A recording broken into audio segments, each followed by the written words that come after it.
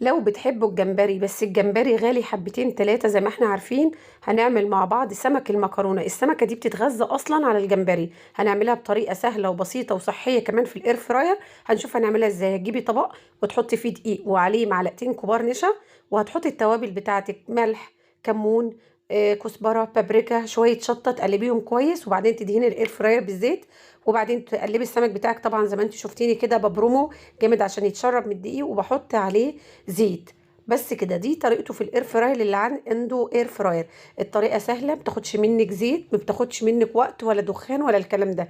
ومع ذلك طريقته في المقلايه برضو حلوه. هتعملي كل الخطوات دي وهتجيبي طبق فيه ميه لو عايزه تعمليه في المقلايه، وتغطسي السمك بعد ما حطيتيه في الدقيق، تحطيه في الميه وتحطيه في الزيت. وبس كده، الطريقتين احلى من بعض. بس انا بقول لك الطريقه اختصارا اللي عندها اير فراير وعايزه تاكل اكل صحي وتنجز فيها عمايل السمك. وبالهنا والشفا.